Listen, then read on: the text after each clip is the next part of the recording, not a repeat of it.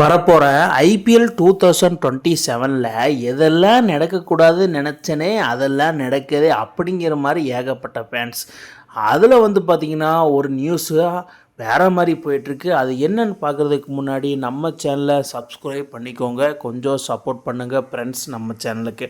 அதாவது ஹார்திக் பாண்டியா சிஎஸ்கேக்கு போகிறாரா, அந்த மாதிரி ஏகப்பட்ட வதந்திகள் வந்துட்டு இருந்தது. இப்போ சிஎஸ்கே சைடு அஃபிஷியலாக கன்ஃபார்ம் பண்ணியிருக்கிறாங்க.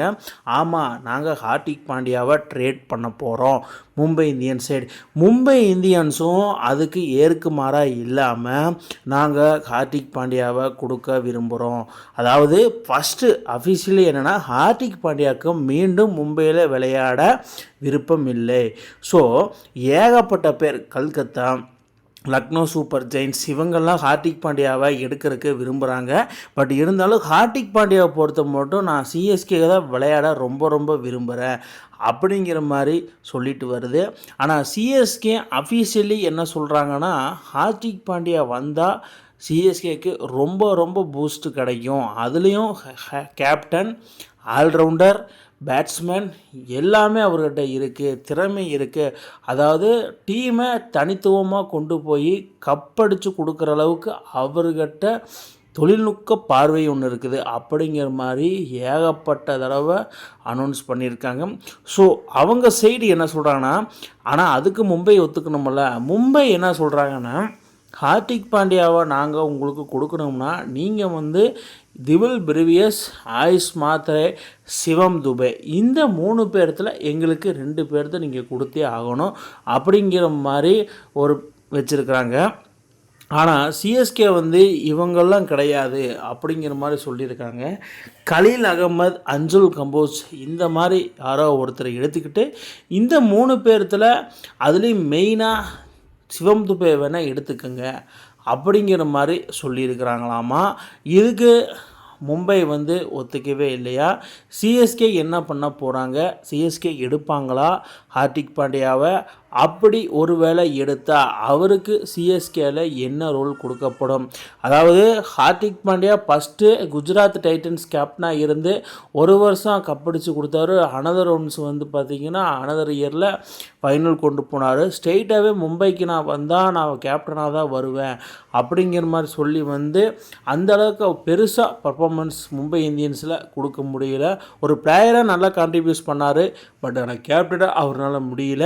பட் அதே சென்னைக்கு போனால் கேப்டனாக ஆடுவாரா இல்லை டீமில் ஒரு பிளேயராக அவரோட செயல்பாடு இருக்குமான்னு நாம் கொஞ்சம் பொறுத்திருந்து தான் பார்க்கணும். என்ன மாதிரி ரோல் ப்ளே பண்ணுறாங்க, சிஎஸ்கே மேனேஜ்மெண்ட் என்ன டிசிஷன் எடுக்க போகிறாங்க, அதுதான் இங்கே குறிப்பிட்ட சில விஷயங்கள் பேசிகிட்டு இருக்காங்க. But Mumbai Indians once release பண்ணிட்டாங்க ஹார்திக் பாண்டியா, அது கன்ஃபார்ம் ஆயிடுச்சு. பட் சிஎஸ்கேவா இல்லை எனி அதர் டீம் பை பண்ணுறாங்களா, அதுதான் இங்கே பெரிய ஒரு கொஸ்டின் மார்க்காக இருக்குது.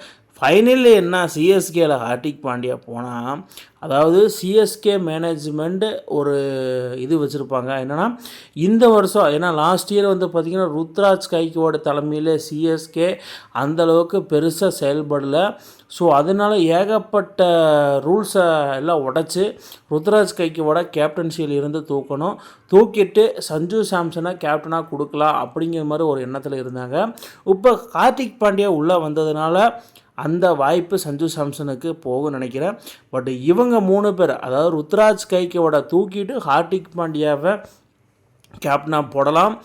இன்கேஸ் சஞ்சுவும் கூட நியூ கேப்டனாக அனௌன்ஸ் பண்ணலாம். பட் என்ன மாதிரி முடிவு எடுக்கிறாங்கன்னு சிஎஸ்கே மேனேஜ்மெண்ட்டுக்கு தான் தெரியும். ஆனால் ஹார்திக் பாண்டியா ஒன்ஸ் சிஎஸ்கே வந்தால் கதையே வேறு.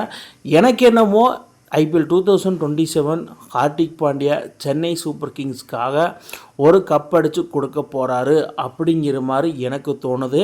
பட் ஆனால் ஹார்திக் பாண்டியா கேப்டனாக வந்தால் சரித்திர சம்பவங்கள் ஏகப்பட்டது நடக்கும். அது உண்மையிலே பாராட்டத்தக்க விஷயமாக இருக்கும்.